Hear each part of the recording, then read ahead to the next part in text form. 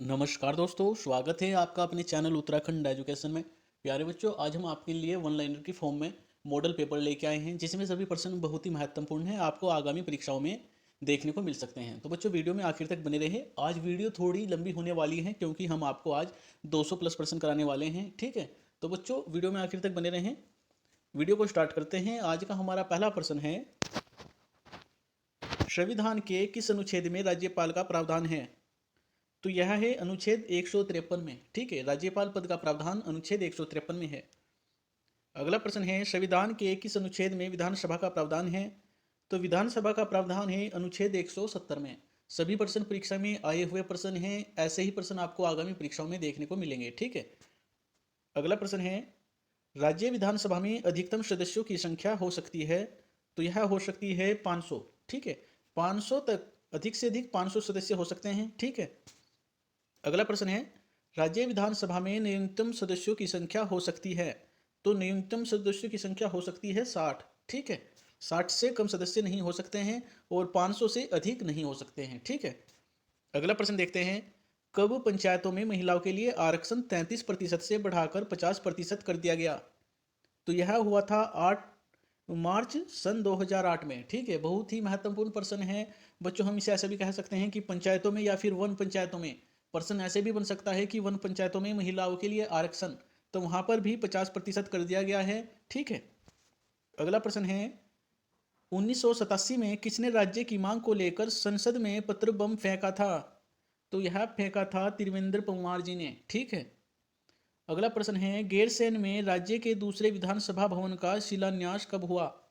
तो यह हुआ था 14 जनवरी सन 2013 में। अगला प्रश्न है, गैरसैंण में राज्य विधानसभा की प्रथम बैठक हुई थी?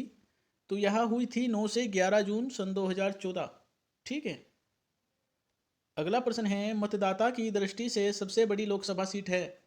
तो यह है हरिद्वार की, हरिद्वार जनपद की लोकसभा सीट मतदान की दृष्टि से सबसे बड़ी लोकसभा सीट है। अगला प्रश्न है, क्षेत्रफल की दृष्टि से सबसे बड़ी लोकसभा सीट?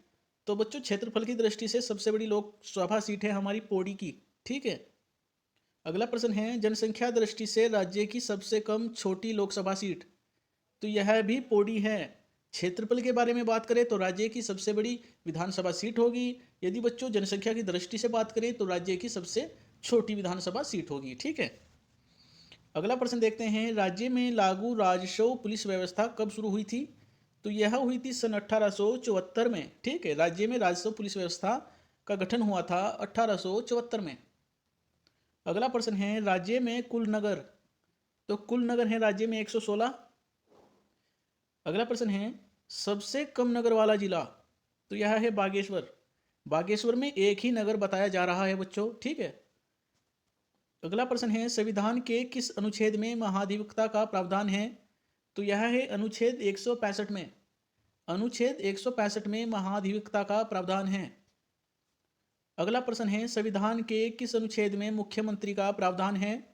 तो इनका प्रावधान है अनुच्छेद 164 में।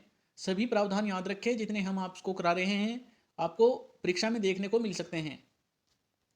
अगला प्रश्न है, राज्य के कितने प्रतिशत भाग पर राजस्व पुलिस व्यवस्था का प्रावधान है? तो राज्य के 61% भाग पर राजस्व पुलिस व्यवस्था का प्रावधान है। अगला प्रश्न है, सितारगंज, बाजपुर व खटीमा किस भौगोलिक क्षेत्र में पड़ते हैं? तो यह पड़ते हैं तराई क्षेत्र में। जो हमारा सितारगंज है, बाजपुर और खटीमा, यह तराई क्षेत्र में पड़ते हैं। ऐसा प्रश्न परीक्षा में आया हुआ है। अगला प्रश्न देखते हैं, किस भौगोलिक क्षेत्र की भूमि उबड़ खाबड़ व मिट्टी कंकड़ युक्त होती है? तो यह होती है भाबर क्षेत्र की। भाबर क्षेत्र की मिट्टी उबड़ खाबड़ व कंकड़ युक्त होती है, ठीक है। अगला प्रश्न है, बीडी पांडे ने गढ़वाल का अभिमन्यु किसे कहा था? तो यह कहा था श्रीदेव सुमन जी को, ठीक है। ऐसा भी प्रश्न बन सकता है कि श्रीदेव सुमन जी को गढ़वाल का अभिमन्यु किसने कहा था? तो यह कहा था बीडी पांडे जी ने। अगला प्रश्न देखते हैं, अगला प्रश्न है हमारा, अंग्रेजी शासन काल में गढ़वाल में 11 परगने व कितनी पट्टियां थी? तो यहाँ पर 86 पट्टियां थी। 11 परगने थे और 86 पट्टियां थी, ठीक है। अगला प्रश्न देखते हैं, किस क्षेत्र को बाह्य हिमालय या हिमालय का पाद कहा जाता है? तो यह कहा जाता है शिवालिक क्षेत्र को। शिवालिक क्षेत्र को ही हिमालय का पाद, ठीक है, कहा जाता है। अगला प्रश्न है, शिवालिक क्षेत्र का पुराना नाम था। तो शिवालिक क्षेत्र को मेनाक पर्वत के नाम से भी जाना जाता था, ठीक है। शिवालिक क्षेत्र का प्राचीन नाम मेनाक पर्वत है। ऐसा प्रश्न परीक्षा में बन सकता है। अगला प्रश्न देखते हैं, राज्य के किस क्षेत्र में सर्वाधिक वर्षा होती है। तो यह होती है शिवालिक क्षेत्र में। अगला प्रश्न है हमारा, शिवालिक क्षेत्र की चोटियों की औसत ऊंचाई होती है। तो यह होती है 700 से 1200 मीटर तक। जो शिवालिक क्षेत्र में चोटियां होती हैं उनकी ऊंचाइयों के बारे में बात कर रहा है कि उनकी ऊंचाई 700 से लेकर 1200 मीटर तक होती हैं। अगला प्रश्न देखते हैं, हिमालय श्रेणी का सबसे नवीनतम भाग है। तो यह है शिवालिक क्षेत्र। शिवालिक क्षेत्र हिमालय श्रेणी का सबसे नवीनतम भाग है। अगला प्रश्न देखते हैं, राज्य के किस क्षेत्र में भूस्खलन के कारण गहरी घाटियां पाई जाती हैं। तो यह पाई जाती हैं शिवालिक क्षेत्र में। शिवालिक क्षेत्र में भूस्खलन के कारण ही गहरी घाटियां पाई जाती हैं। अगला प्रश्न देखते हैं, मध्य हिमालय व शिवालिक क्षेत्र के बीच भाग को कहा जाता है। बच्चों, जो हमारा मध्य हिमालय है व शिवालिक हिमालय है, इनके बीच के भाग को दून क्षेत्र या दून द्वार कहा जाता है, ठीक है। अगला प्रश्न है, दून घाटियों की औसत ऊंचाई होती है। तो इनकी औसत ऊंचाई भी कई बार परीक्षाओं में पूछ ली गई है। इनकी औसत ऊंचाई 350 से लेकर 750 मीटर तक होती है, यानी 350 से 750 मीटर तक होती है। अगला प्रश्न देखते हैं, राज्य में मिलने वाली चौरस संकर व क्षैतिज घाटियों को कहा जाता है। तो इन्हें कहा जाता है दून घाटी। अगला प्रश्न देखते हैं, कोठारी व चोखम दून स्थित है। तो यह स्थित है पौड़ी जिले में। कोठारी व चोखम दून हमारा पौड़ी जनपद में स्थित है। अगला प्रश्न देखते हैं, किस क्षेत्र में भूस्खलन की घटनाएं सर्वाधिक होती हैं। तो यह होती है मध्य हिमालय से दून घाटी में, ठीक है। सभी प्रश्न बहुत ही महत्वपूर्ण हैं बच्चों, इनको नोट अवश्य करें, ध्यान से पढ़ें, याद करें, ठीक है। आपको परीक्षा में फायदा होने वाला है। अगला प्रश्न है, राज्य में लघु हिमालय क्षेत्र की ऊंचाई कितनी मिलती है। तो यहाँ पर मिलती है 1200 से 4500 मीटर, ठीक है। 1200 से 4500 मीटर लघु हिमालय क्षेत्र की ऊंचाई मिलती है। अगला प्रश्न देखते हैं, मध्य हिमालय के पर्वत श्रेणियों के ढालों में छोटे छोटे घास के मैदानों को क्या कहा जाता है। तो इन्हें बुग्याल व प्यार, ठीक है। ऐसा प्रश्न भी परीक्षा में कई बार आया है, पूछ लेता है कि राज्य में छोटे छोटे घास के मैदानों को क्या कहा जाता है। तो इन्हें बुग्याल व प्यार कहा जाता है। अगला प्रश्न देखते हैं, बुग्यालों को हिमालय में कहा जाता है। तो जो हमारे बुग्याल है इन्हें हिमाचल में, सॉरी बच्चों, हिमाचल में इन्हें थच के नाम से जाना जाता है। अगला प्रश्न देखते हैं, गुलमर्ग व सोनमर्ग घास के मैदान मिलते हैं। तो इस प्रकार के घास के मैदान जो है जम्मू व कश्मीर में मिलते हैं, ठीक है। अगला प्रश्न देखते हैं, कोदियाबगढ़ जहाँ वीर चंद्र सिंह गढ़वाली की समाधि स्थित है। तो यह पड़ता है गैरसैंण में, ठीक है। ऐसा प्रश्न बन सकता है कि जो वीर चंद्र सिंह गढ़वाली जी हैं इनकी समाधि कहाँ स्थित है। तो यह कोदियाबगढ़ में स्थित है, ठीक है, गैरसैंण में। अगले प्रश्न की बात करते हैं, राज्य में ट्रांस हिमालय के अंतर्गत कौन सी श्रेणी आती है। तो यह आती है जेंक्सर श्रेणी। अगला प्रश्न है, राज्य में अस्थायी हिमाच्छादित क्षेत्र हैं। तो यह हैं 4000 मीटर ऊंचाई वाले क्षेत्र, ठीक है। अगला प्रश्न देखते हैं, राज्य में सबसे कम वर्षा किस क्षेत्र में होती है। तो यह होती है वर्त हिमालय के ऊपरी क्षेत्र में। सबसे कम वर्षा वर्त हिमालय के ऊपरी क्षेत्र में होती है। अगला प्रश्न देखते हैं, राज्य में औसत वार्षिक वर्षा होती है। तो यह होती है 150 से 200 सेंटीमीटर, ठीक है। अगला प्रश्न देखते हैं, रानीखेत किस पर्वत श्रेणी पर है। तो जो हमारा रानीखेत है यह मध्य हिमालय पर्वत श्रेणी पर स्थित है। अगला प्रश्न है, किस श्रेणी में सर्वाधिक जीवाश्म मिलते हैं। तो यह भी हमारे शिवालिक श्रेणी में ही मिलते हैं, ठीक है। सभी प्रश्न बहुत ही अच्छे हैं, नोट अवश्य करते रहें। अगला प्रश्न देखते हैं, सोंग व ढेला नदी किस क्षेत्र से निकलती हैं। तो यह नदी शिवालिक व दून क्षेत्र से निकलती है। अगला प्रश्न देखते हैं बच्चों, नियार, खो, कोसी व सरयू नदी निकलती हैं। तो जो ये नदियां हैं यह मध्य हिमालय क्षेत्र से निकलती हैं। नियार है, खो, कोसी और सरयू, ये चारों नदियां बच्चों मध्य हिमालय क्षेत्र से निकलती हैं। अगला प्रश्न देखते हैं, लदिया नदी कहाँ से निकलती है?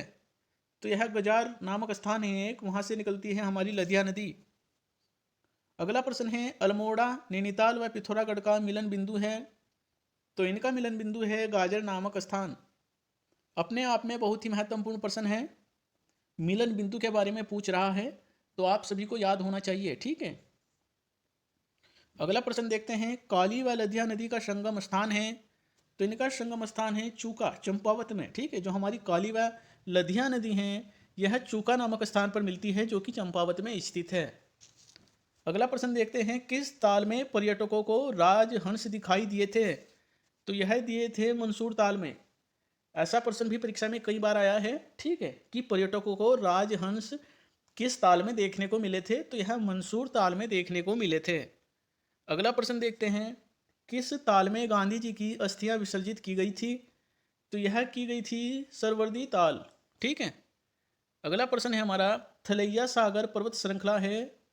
तो यह उत्तरकाशी के केदार ताल के पास में स्थित है। अगला प्रश्न है, राज्य में सबसे कम वन मिलते हैं। तो यह मिलते हैं 3000 मीटर से अधिक ऊंचाई पर। अगला प्रश्न देखते हैं, राज्य में उपोष्ण कटिबंधीय वन का प्रमुख वृक्ष है। तो यह है साल। ऐसा पूछ लिया जाता है कि साल जो है किस प्रकार का वृक्ष है? तो यह उपोष्ण कटिबंधीय वन का वृक्ष है, ठीक है। ऐसे ही बच्चों, अगला प्रश्न हमारा, बांज वृक्ष है। तो बांज वृक्ष जो है शीतोष्ण कटिबंधीय वन वृक्ष है, ठीक है। बहुत ही अच्छे प्रश्न हैं, याद अवश्य करें। अगला प्रश्न है हमारा, चीड़ प्रमुख वृक्ष है। तो चीड़ जो है एक कोणधारी वन है। चीड़ हमारा कोणधारी वन है बच्चों। अगला प्रश्न है, राजस्व विभागाधीन के अंतर्गत कितने प्रतिशत वन क्षेत्र आता है? तो यह आता है 13.67%, ठीक है। राजस्व विभागाधीन के अंतर्गत 13.67% क्षेत्र आता है। अगला प्रश्न है, वन पंचायत के अंतर्गत कितने प्रतिशत वन क्षेत्र आता है? तो वन पंचायत के अंतर्गत 15.32% क्षेत्र आता है। अगला प्रश्न है बच्चों, वन विभाग के अंतर्गत कितने प्रतिशत वन क्षेत्र आता है? तो वन विभाग के अंतर्गत 70.46% क्षेत्र आता है। अगला हमारा प्रश्न है, चरक संहिता में राज्य को कहा गया है। तो चरक संहिता में राज्य को वानस्पतिक बगीचा कहा गया है, ठीक है। अगला प्रश्न है, राज्य में कत्था किस वृक्ष से प्राप्त होता है? तो कत्था जो है हमारा खेर वृक्ष से प्राप्त होता है। अगला प्रश्न है, राज्य में किस पेड़ की लकड़ी से क्रिकेट का बल्ला बनाया जाता है? तो यह होती है विलो। विलो पेड़ की जो लकड़ी होती है, इससे ही क्रिकेट का बल्ला बनाया जाता है। अगला प्रश्न है, पूरे विश्व में बांज वृक्ष की प्रजाति पाई जाती है। तो यह 40 प्रजातियां पाई जाती हैं पूरे विश्व में, ठीक है। संसार में बांज वृक्ष की कुल 40 प्रजातियां हैं। अगला प्रश्न है, राज्य में बांज वृक्ष की प्रजातियां पाई जाती हैं। तो बच्चों यहाँ पर 5 प्रजातियां पाई जाती हैं, ठीक है। पूरे विश्व में तो 40 प्रजातियां हैं और हमारे राज्य में बांज वृक्ष की 5 प्रजातियां पाई जाती हैं। अगला प्रश्न है, राज्य में कौन सी जड़ी बूटी पीलिया उपचार के लिए सहायक है? तो यह है किल्मोड़ा। किल्मोड़ा नामक जो जड़ी बूटी है बच्चों, यह पीलिया उपचार के लिए बहुत ही लाभदायक है। अगला प्रश्न है, कितने मेगावाट तक की परियोजनाओं को लघु परियोजना कहा जाता है? तो यह 25 मेगावाट तक की जो परियोजनाएं होती हैं, उन्हें लघु परियोजनाओं में गिना जाता है। अगला प्रश्न है, लोक कला अल्पना के लिए प्रसिद्ध नाम। तो यह है एपन, ठीक है। एपन जो है लोक कला अल्पना के लिए प्रसिद्ध नाम है। अगला हमारा प्रश्न है, कुर्माचल केसरी। तो कुर्माचल केसरी कहा जाता है बद्रीदत्त पांडे जी को। कई बार आपको करा चुका हूं, उपनाम भी आपको सभी याद करने हैं। अगला प्रश्न देखते हैं,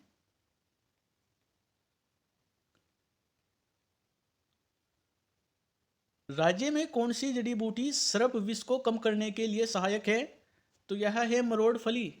मरोड़ फली एक जड़ी बूटी है बच्चों, यह विष को कम करने के लिए सहायक है। अगला प्रश्न है, राज्य की कौन सी जड़ी बूटी फ्रांस को निर्यात होती है? तो यह होती है झूला वनस्पति।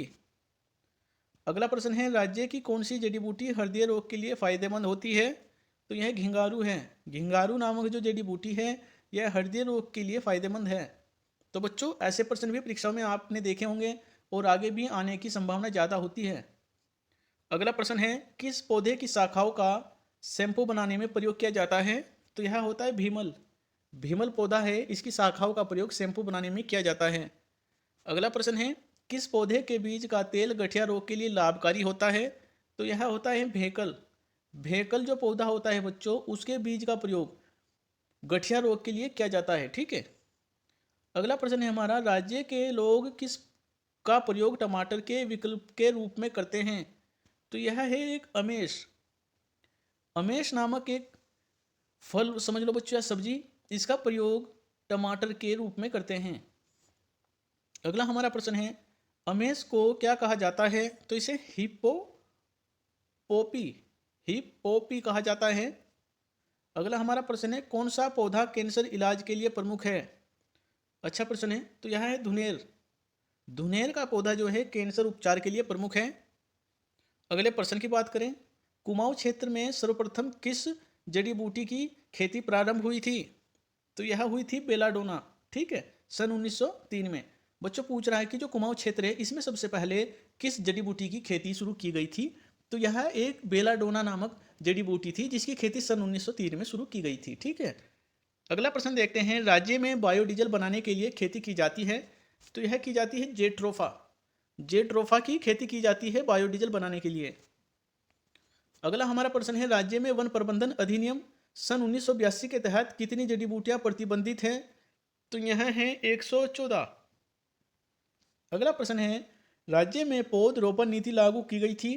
तो यह लागू की गई थी 6 जनवरी सन 2006 में। बहुत ही अच्छा प्रश्न है, कई बार परीक्षाओं में आया हुआ प्रश्न है। अगला हमारा प्रश्न है, राज्य में इको टास्क फोर्स का गठन किया गया है। तो यह किया गया था सन 2008 और 2009। ठीक है। अगला प्रश्न है, राज्य वन्यजीव बोर्ड का अध्यक्ष होता है। तो यह होते हैं मुख्यमंत्री जी। हमारे राज्य के जो मुख्यमंत्री हैं बच्चों, यही राज्य वन्यजीव बोर्ड के अध्यक्ष होते हैं। अगला प्रश्न है, बर्च नाम से कौन सा वृक्ष जाना जाता है? तो यह है भोजपत्र वृक्ष। इसको बर्च के नाम से जाना जाता है। अगला प्रश्न है, सर्वाधिक पर्यटक किस उद्यान में आते हैं? तो यह है कार्बेट राष्ट्रीय उद्यान। अगला प्रश्न है, मैग्नेसाइट खनिज मिलता है। तो यह चमोली, बागेश्वर और पिथौरागढ़ यानी पीसीबी याद रखते हैं, शॉर्ट फॉर्म में आप याद रख सकते हैं पीसीबी। ठीक है। अगला हमारा प्रश्न है, डोलोमाइट खनिज मिलता है। तो यह मिलता है देहरादून, पिथौरागढ़ व टिहरी यानी डीपीटी। ठीक है, शॉर्ट फॉर्म में याद रख सकते हैं डीपीटी। डोलोमाइट देहरादून, पिथौरागढ़ और टिहरी में मिलता है। अगर सर्वाधिक मात्रा में बच्चों पूछ ले तो आपको सिर्फ ऑप्शन में देहरादून राइट करना है। ठीक है। अगला हमारा प्रश्न है, बेराइटिस खनिज मिलता है। तो यह भी देहरादून में ही मिलता है। अगला हमारा प्रश्न है, कालसी के पास स्थित मंदराम व बारकोट क्षेत्र संबंधित हैं। तो यह संबंधित है चूना पत्थर से। अगला हमारा प्रश्न है, राज्य में कौन सी मृदा पाई जाती है? तो यहाँ पर पर्वतीय मृदा पाई जाती है। अगला प्रश्न है, शिवालिक क्षेत्र व दून घाटियों में मिलने वाली मृदा को कहा जाता है। तो इन्हें कहा जाता है टर्शियरी मृदा। ठीक है, जो शिवालिक क्षेत्र या फिर दून घाटियों में मिलती हैं इसे टर्शियरी मृदा कहा जाता है। अगला हमारा प्रश्न है, पर्वतीय भागों में कृषि भूमि का विभाजन किया जाता है। तो इनका विभाजन किया जाता है सिंचाई सुविधाओं के आधार पर। ठीक है, जो हमारे पर्वतीय भागों में कृषि भूमि होती हैं इनका विभाजन बच्चों सिंचाई सुविधा के आधार पर किया जाता है। ठीक है। अगला प्रश्न देखते हैं, मैदानी भागों में कृषि भूमि का विभाजन किया जाता है। तो बच्चों यहाँ पर किया जाता है मिट्टी प्रकृति के आधार पर। ठीक है। अगला हमारा प्रश्न है, पर्वतीय भागों में 3 प्रकार की भूमि मिलती है। जो हमारे पर्वतीय भाग हैं वहाँ पर 3 प्रकार की भूमि होती है, एक तलाव, उपजाऊ और इजराइन। बच्चों मैंने आपको तीनों के बारे में बता रखा है। ठीक है, जो हमारी तीनों भूमि है आप हमारी पिछली वीडियो देख सकते हैं। ठीक है, प्ले लिस्ट में जाकर हमारी आप सभी वीडियो देख सकते हैं। अगला हमारा प्रश्न है, उस भूमि को क्या कहते हैं जहाँ सिंचाई की सर्वोत्तम व्यवस्था होती है? तो बच्चों उस भूमि को तलाव भूमि कहते हैं। जहाँ पर भूमि की सिंचाई के लिए सर्वोत्तम व्यवस्थाएं होती हैं उस भूमि को तलाव भूमि कहते हैं, आप ऐसा याद रखें। अगला हमारा प्रश्न है, राज्य के ऊपरी भागों में मिलने वाली असिंचित भूमि को क्या कहा जाता है? तो बच्चों जो हमारे राज्य में ऊपरी भागों में जो असिंचित भूमि होती है उन्हें उपराऊ भूमि के नाम से जाना जाता है। अगला प्रश्न है, पर्वतीय क्षेत्रों में गांवों के समीप की भूमि को कहा जाता है। बच्चों जो पर्वतीय क्षेत्रों में गांव के समीप भूमि होती है उसे घरिया भूमि कहा जाता है। ठीक है, घरिया भूमि कहा जाता है। अगला हमारा प्रश्न है, पर्वतीय क्षेत्रों में गांव व वनों के मध्य की भूमि को कहा जाता है। जो पर्वतीय क्षेत्रों में गांव व वनों के मध्य की भूमि होती है उसे उस भूमि को बिचलिया भूमि कहा जाता है। बिचलिया भूमि। अगला प्रश्न है, पर्वतीय क्षेत्रों में वनों से लगी हुई भूमि को क्या कहते हैं? जो भूमि सिर्फ वनों से लगी हो, ठीक है, उस भूमि को बुनिया भूमि कहते हैं। ठीक है बच्चों, तीनों प्रकार की भूमियों को याद रखें। अगला हमारा प्रश्न है, सीढ़ीदार खेतों में जुताई की जाती है तो वहां पर की जाती है आड़ी जुताई। ठीक है, आड़ी प्रकार से वहां पर जुताई की जाती है। अगला प्रश्न देखते हैं, राज्य के किस खाद्यान्न की मांग जापान से की गई है? तो यह की गई है मंडुआ। मंडुआ की मांग जो है जापान से की गई है बच्चों। अगला प्रश्न है, राज्य में उत्पादित सेब को दिल्ली में किस नाम से बेचा जाता है? तो आप सभी को पता होगा, इसे न्यूजीलैंड ब्रांड नाम से बेचा जाता है। ठीक है, जो हमारे राज्य में सेब उत्पादन होता है उसे दिल्ली में न्यूजीलैंड ब्रांड नाम से बेचा जाता है। ठीक है, अगला प्रश्न है, राज्य में उत्पादित सेब को अन्य राज्यों में किस नाम से बेचा जाता है? तो इसे अन्य राज्यों में हिमाचली ब्रांड नाम से बेचा जाता है। दोनों में कन्फ्यूजन पैदा ना करें, दोनों को सही ढंग से याद रखें। आप नोट कर सकते हैं क्योंकि एग्जाम में कुछ बच्चे जो है कन्फ्यूज हो जाते हैं। ठीक है, तो बच्चों अच्छी तैयारी रखें, चाहे आप थोड़ा पढ़ें परंतु सटीक पढ़ें। ठीक है, अगर हम बात करें कि हमारे राज्य में जो सेब उत्पादन होता है, यदि उसे दिल्ली में जाकर बेचें तो वहाँ पर न्यूजीलैंड ब्रांड नाम से बेचा जाता है। यदि राज्य में उत्पादित सेब को अन्य राज्यों में बेचा जाए तो वहाँ पर हिमाचली ब्रांड नाम से बेचा जाता है। ठीक है, ऐसा याद रखें। अगला हमारा प्रश्न है, किस फल का उत्पादन में राज्य का प्रथम स्थान है? तो वह है नाशपाती। नाशपाती का राज्य में प्रथम स्थान है। अगला हमारा प्रश्न है, एम पदल व लड्डू किस फल की किस्में हैं? तो यह संतरा है, संतरा। ठीक है, अगला प्रश्न है हमारा, भारत सरकार ने किस जिले को लीची निर्यात जोन में शामिल किया है? तो यह किया है देहरादून को। देहरादून को लीची निर्यात जोन में शामिल किया है। ठीक है बच्चों, सभी प्रश्न परीक्षा में आए हुए प्रश्न हैं, महत्वपूर्ण प्रश्न हैं बच्चों, और सटीक बात यह है कि आपको आने वाली परीक्षाओं में देखने को मिल सकते हैं। ठीक है, अगला हमारा प्रश्न है, कौन सा पौधा राज्य में उत्पादित अफ्रीका मूल का पौधा है? तो यह है जीरेनियम। अगला प्रश्न है, किसान रत्न सम्मान कब से शुरू हुआ था? तो यह शुरू हुआ था सन 2010 से। अगला प्रश्न है, राज्य में दूध ब्रांड को किस नाम से जाना जाता है? तो यह जाना जाता है आंचल ब्रांड नाम से। अगला प्रश्न है, राज्य में कब लघु सिंचाई के अंतर्गत निःशुल्क बोरिंग योजनाएं चलाई गई थी? तो यह चलाई गई थी सन 1985 में।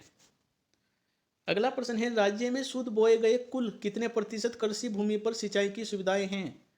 तो यह है 47%, 47। अगला प्रश्न देखते हैं, विश्व बैंक द्वारा पोषित जलागम विकास परियोजना का नाम था? इसका नाम था ग्राम्या। अगला प्रश्न है, पर्वतीय क्षेत्रों में मृदा का पीएच मान होता है? तो इसका पीएच मान होता है 5.5 से 6.5। ठीक है, याद रखें। अगला प्रश्न है, सीढ़ी नुमा खेती को कितने प्रतिशत भूमि को ढालू भूमि बनाया जाता है? तो यहाँ पर 15% भूमि को ढालू भूमि के रूप में बनाया जाता है। ठीक है, तब जाकर वहाँ पर खेती होती है।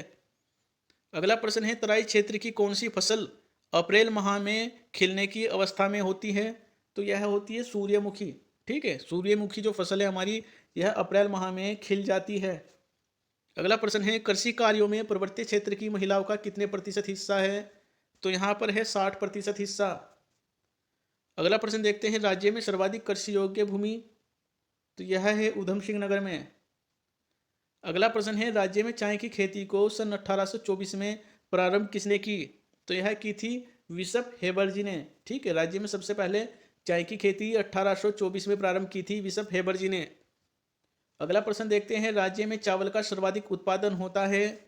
तो यह होता है उधम सिंह नगर में। और यहीं पर बच्चों गन्ने का भी सबसे उत्पादन होता है, सबसे ज्यादा उत्पादन उधम सिंह नगर में ही होता है। अगला प्रश्न है, राज्य में सिंचाई का सर्वाधिक योगदान है? तो यहाँ पर नलकूप के माध्यम से सर्वाधिक कृषि की जाती है। अगला हमारा प्रश्न है, राज्य में पर्यटक स्थलों का विकास किया जाता है? तो यहाँ पर सिंगापुर मॉडल के आधार पर पर्यटक स्थलों का विकास किया जाता है। अगला प्रश्न देखते हैं, राज्य सरकार ने पर्यटन को दर्जा दे रखा है। तो यहाँ पर पर्यटन को थ्रस्ट उद्योग का दर्जा दे रखा है। अगला प्रश्न है, राज्य का सबसे कम ऊंचाई पर स्थित धाम है। तो यह है गंगोत्री धाम। राज्य का सबसे कम ऊंचाई पर स्थित धाम है गंगोत्री धाम। अगला हमारा प्रश्न है, राज्य का सबसे अधिक ऊंचाई पर स्थित धाम है। तो यह है हमारा केदारनाथ धाम। दोनों धामों को याद रखें। अगला हमारा प्रश्न है, छोटे हुडकी वाद्य यंत्र को कहा जाता है। तो इसे कहा जाता है साहित्या। अगला प्रश्न है, बेडू पाको बारामाशा की धुन बनाई थी। तो इसकी धुन बनाई थी बजेंद्र लाल साहा जी ने। ठीक है, सभी प्रश्न बहुत ही अच्छे हैं, सही ढंग से याद अवश्य करें, आपको परीक्षा में सहायता जरूर मिलेगी। अगला प्रश्न है बच्चों, लामन एक प्रकार का है। तो लामन जो है एक प्रकार का वर्णीय गीत है। अगला प्रश्न है, भाटा साटा एक प्रकार का है। तो यह एक मनोरंजन गीत है भाटा साटा। पूछ सकता है परीक्षा में कि भाटा साटा का संबंध किससे है। उसमें आपको नृत्य दे सकता है, कृषि माध्यम दे सकता है, मनोरंजन गीत दे सकता है। तो बच्चों यहाँ पर भाटा साटा का संबंध मनोरंजन गीत से है। अगला प्रश्न है, वीर केसरी रचना के रचनाकार। तो इसके रचनाकार हैं कवि शिवराम। अगला प्रश्न है, राज्य को विशेष राज्य का दर्जा मिला था। तो 1 अप्रैल सन 2001 में इसे विशेष राज्य का दर्जा मिला था। अगला प्रश्न है, राज्य योजना आयोग का गठन कब हुआ था। तो इसका गठन हुआ था 31 मार्च सन 2001 में। अगला प्रश्न है, केंद्रीय योजना आयोग के मुताबिक शहरों में निर्धनता है। तो यहाँ पर निर्धनता है 10.62%। ठीक है, जो केंद्रीय योजना आयोग है उसके आधार पर बता रहा है बच्चों कि शहरों में निर्धनता है। तो यहाँ पर निर्धनता है 10.62%। अगला प्रश्न है, रिंगाल एक प्रकार का है। तो रिंगाल बच्चों घास है एक प्रकार का। ठीक है। अगला प्रश्न है, केंद्रीय सरकार ने पंचक्की को कब लघु उद्योग का दर्जा दिया था। तो यह दिया था अप्रैल सन 2001 में। अगला प्रश्न है, हरिद्वार पर आधारित न्यूज इन इंडिया के लेखक हैं। तो इसके लेखक हैं जो फ्रांसिस वाइट। ठीक है, जो Francis white news in India के लेखक हैं। अगला प्रश्न है, हिमालय गजेटियर के लेखक हैं। तो इसके लेखक हैं एटकिंसन जी। अगला प्रश्न है, राज्य का प्रथम दैनिक पत्र। तो यह है प्रवृत्ति। अगला प्रश्न है, गंगा एक्शन प्लान की शुरुआत। तो इसकी शुरुआत हुई थी सन 1985 में वाराणसी में। गंगा एक्शन प्लान की शुरुआत हुई थी सन 1985 में वाराणसी में। अगला हमारा प्रश्न है, राज्य में प्रवृत्ति विकास विभाग की स्थापना हुई थी। तो इसकी स्थापना हुई थी सन 1972 में। ठीक है। अगला प्रश्न है, राज्य में कितनी छावनियां परिषद हैं। तो यहाँ पर 9 छावनी परिषद हैं राज्य में। अगला प्रश्न है, राज्य में हाथियों के लिए प्रसिद्ध पार्क है। तो यह है राजाजी नेशनल पार्क। अगला प्रश्न है हमारा, राज्य सरकार ने 2017 से 2020 को किस रूप में मनाने की घोषणा की है। तो इन्होंने घोषणा की है गरीब कल्याण वर्ष के रूप में मनाने की। याद अवश्य रखें, राज्य सरकार ने 2017 और 2020 को गरीब कल्याण वर्ष मनाने की घोषणा की है। अगला हमारा प्रश्न है, देश का पहला कैशलेस हिल स्टेशन बना। तो यह था मसूरी। अगला प्रश्न है, हेमवती नंदन बहुगुणा राष्ट्रीय संग्रहालय बना है। तो यह बना है बुधानी गांव पौड़ी में। अगला प्रश्न है, उत्तराखंड रत्न पुरस्कार कब शुरू हुआ था। तो यह शुरू हुआ था सन 2016 में। अगला प्रश्न है, मेयर कब से महापौर बने। तो यह बने थे अगस्त 2016 से। अगला प्रश्न है, राज्य की किस गाय को राष्ट्रीय पहचान मिली। तो यह थी बद्री गाय। जो हमारे राज्य की बद्री गाय हैं इसे राष्ट्रीय पहचान मिली। अगला प्रश्न है, राज्य में पीतल नगरी विकसित की जा रही है। तो यह की जा रही है मारचूला सल्ट में। सभी प्रश्न बहुत ही अच्छे हैं, आपको आगामी परीक्षा में देखने को जरूर मिलेंगे। ध्यान पूर्वक जरूर पढ़ना ही होगा। ठीक है, तभी जाकर आपको सफलता मिलेगी बच्चों। अगला हमारा प्रश्न है, किसाऊ बांध परियोजना कितने मेगावाट की है। तो यह है 600 मेगावाट की। अगला प्रश्न है, राज्य सरकार व हिमाचल प्रदेश के बीच समझौता हुआ। तो यह हुआ था किसाऊ बांध परियोजना के ऊपर। ठीक है, जो राज्य सरकार है वह हिमाचल प्रदेश है, उसका समझौता हुआ था किसाऊ बांध परियोजना पर। ठीक है। अगला प्रश्न है, राज्य का दूसरा व देश का 48वां टाइगर रिजर्व बना है। तो यह बना है राजाजी राष्ट्रीय उद्यान। राज्य का दूसरा व देश का 48वां टाइगर रिजर्व बना है। अगला प्रश्न है हमारा, एम्स ऋषिकेश में कार्य कब से प्रारंभ हुआ? तो यह हुआ था 10 फरवरी सन 2014 से। अगला प्रश्न है, गढ़वाल के प्रथम MBBS? तो यह थे अंबादत्त नेथानी। अगला प्रश्न देखते हैं, गढ़वाल का साइमन पीटर कहा जाता है? तो यह कहा जाता है ख्याली रामोडा को। अगला प्रश्न है, जिया रानी के पिता का नाम? तो इनके पिता का नाम था ब्रह्मदेव पुंडीर। अगला प्रश्न है, राज्य में कुल कितने जिला कारागार हैं? तो यहाँ पर कुल 7 जिला कारागार हैं। अगला प्रश्न है, लाखा मंडल में मिले खंडित लेख का संबंध है? तो इसका संबंध है छंगलेश वंश से। अगला प्रश्न है, उत्तराखंड में कुल कितने तरह के बुग्याल पाए जाते हैं?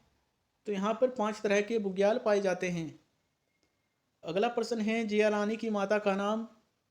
तो जिया रानी जी की माता का नाम था जीववंती हितियान। अगला प्रश्न है हमारा, गढ़वाली भाषा का प्रथम काव्य था? तो इसका प्रथम काव्य था भूमियाल। ऐसे ही प्रश्न बनता है कि भूमियाल के लेखक कौन थे? तो इसके लेखक थे अबोध बहुगुणा जी। अगला प्रश्न है, उत्तराखंड की मदर टेरेसा कहा जाता है? तो यह कहा जाता है माधुरी शर्मा जी को। माधुरी शर्मा जी को उत्तराखंड की मदर टेरेसा कहा जाता है। अगला प्रश्न है हमारा, कुंभ मेले को यूनेस्को ने विश्व धरोहर कब घोषित किया? तो यह किया था 7 दिसंबर सन 2017 में। यूनेस्को ने जो हमारा कुंभ मेला है उसे विश्व धरोहर घोषित किया था बच्चों 7 दिसंबर सन 2017 में। अगला प्रश्न है, गोरला गंगू रावत नाम से जाना जाता है? तो यह जाना जाता है भूप सिंह रोतेला को। अगला हमारा प्रश्न है, उत्तराखंड में चकबंदी के प्रेरणता हैं? तो उत्तराखंड में चकबंदी के प्रेरणता हैं गणेश सिंह गरीब जी।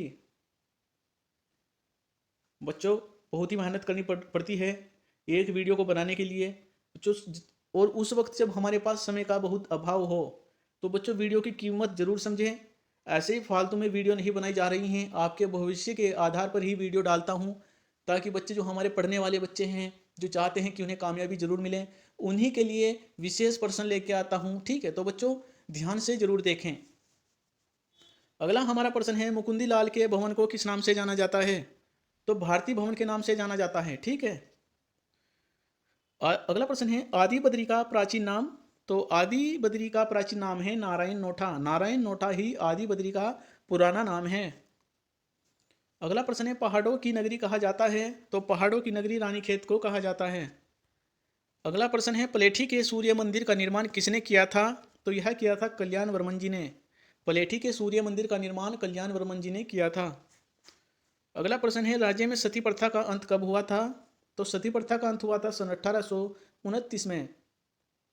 अगला प्रश्न है, राज्य में दास प्रथा का अंत कब हुआ था?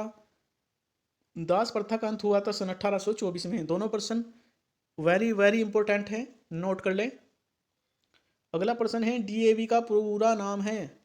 तो डीएवी का पूरा नाम है दयानंद एग्लो वैदिक। अगला प्रश्न है, प्रवर्तक कला केंद्र की स्थापना हुई थी? तो इसकी स्थापना हुई थी सन 1968 में। अगला प्रश्न है बच्चों, दिल्ली में प्रवर्तक कला केंद्र की स्थापना की थी? तो यहाँ पर प्रवर्तक कला केंद्र की स्थापना की थी मोहन सिंह उत्प्रेती जी ने। बहुत ही अच्छा प्रश्न है। अगला प्रश्न है, नीलकंठ पर्वत को किस नाम से जाना जाता है? तो इसे गढ़वाल क्वीन के नाम से भी जाना जाता है। गढ़वाल का दिल्ली किसे कहा जाता है? तो श्रीनगर को गढ़वाल का दिल्ली कहा जाता है। अगला प्रश्न है, रणजोर सिंह थापा को किसने दानवीर करण की उपाधि दी थी? तो मौला राम जी ने रणजोर सिंह थापा को दानवीर करण की उपाधि दी थी। अगला प्रश्न है, कुनिंदो की राजधानी मानी जाती है? तो सुधनगर जो है कुनिंदो की राजधानी मानी जाती है। अगला प्रश्न है, हिमाचल में ब्रह्म कमल को कहते हैं? तो इसे कहते हैं दूधा फल। हिमाचल प्रदेश में ब्रह्म कमल को दूधा फल के नाम से जाना जाता है। अगला प्रश्न है, लता मंगेशकर ने एकमात्र गढ़वाली फिल्म के लिए गाना गाया था? तो यह फिल्म थी रेबार फिल्म। उत्तराखंड खादी ग्रामोद्योग बोर्ड का गठन हुआ था? तो इसका गठन हुआ था 17 अगस्त सन 2002 में। अगला प्रश्न है, मेघदूत का गढ़वाली अनुवाद किया? तो यह किया था धर्मानंद जमलोकी जी ने। ठीक है, मेघदूत का गढ़वाली में अनुवाद किया था धर्मानंद जमलोकी जी ने। अगला प्रश्न है हमारा, 52 गढ़ों में पहला गढ़ माना जाता है, तो यह माना जाता है नागपुरगढ़। 52 गढ़ों में जो नागपुरगढ़ है इसको पहला गढ़ माना जाता है और परीक्षाओं में कई बार पूछा भी जा चुका है। अगला हमारा प्रश्न है, फूलों की घाटी में बहने वाली नदी का नाम, तो इसका नाम था पुष्पावती। अगला प्रश्न है, केदारनाथ आपदा, तो केदारनाथ में आपदा जो आई थी 16-17 जून 2013 में। अगला प्रश्न है, कोटेश्वर बांध कहाँ स्थित है, तो यह भागीरथी पर स्थित है। अगला प्रश्न है, समाज सेविका गंगोत्री गर्ब्याल का संबंध है, तो यह पिथौरागढ़ से संबंधित है। ठीक है। अगला प्रश्न है, खंडदीप पूजा के लिए प्रसिद्ध कमलेश्वर मंदिर कहाँ स्थित है, तो स्थित है श्रीनगर में। अगला प्रश्न है हमारा, कम कृषि योग्य भूमि वाला जिला, तो यह रुद्रप्रयाग है। ठीक है, कम कृषि योग्य भूमि वाला जिला रुद्रप्रयाग है। अगला प्रश्न देखते हैं, उत्तराखंड में रेशम उत्पादन होता है, तो यह होता है मलवरी, टसर और मुंगाएरी। ठीक है। अगला हमारा प्रश्न है, मस्क बीन संगीत वाद्य का मूल था, तो यह था स्कॉटलैंड। ठीक है। अगला हमारा प्रश्न है, मैती आंदोलन, तो मैती आंदोलन किससे संबंधित है, यह कल्याण सिंह रावत जी से संबंधित है और यह हुआ था ग्वालदम चमोली में। ठीक है, सन 1996 में। जो मैती आंदोलन है इसकी शुरुआत सन 1996 में ग्वालदम चमोली से शुरू हुई थी और इसके प्रेरणा थे कल्याण सिंह रावत जी। ठीक है। अगला प्रश्न है, सरयू व गोमती नदी के संगम पर, तो यहाँ पर स्थित है बागेश्वर। ठीक है, ऐसा भी प्रश्न बन सकता है कि बागेश्वर की नदियों के संगम पर स्थित है, तो बागेश्वर जो है बच्चों सरयू व गोमती नदी के संगम पर स्थित है। ठीक है। और आज का हमारा आखिरी प्रश्न है, पशुओं का मेला, तो यह है पशुओं का मेला जो है बच्चों सोमनाथ अल्मोड़ा में पशुओं का मेला मनाया जाता है। ठीक है। प्यारे बच्चों, आपको हमारी वीडियो कैसी लगी? वीडियो अच्छी लगी हो तो वीडियो को लाइक, कमेंट और शेयर करना ना भूलें। बच्चों, हम आपको और भी प्रश्न करा सकते थे परंतु वीडियो ज़्यादा लंबी हो जाएगी। ठीक है, सभी प्रश्न बहुत ही अच्छे लेवल के हैं, आपको इनसे लाभ होना ही होना है, तो वीडियो को बिना स्किप किए जरूर देखें। ठीक है। और बच्चों, अगर आपको हमारी वीडियो अच्छी लगती हो तो वीडियो को लाइक, कमेंट और शेयर जरूर किया करें। ठीक है, धन्यवाद।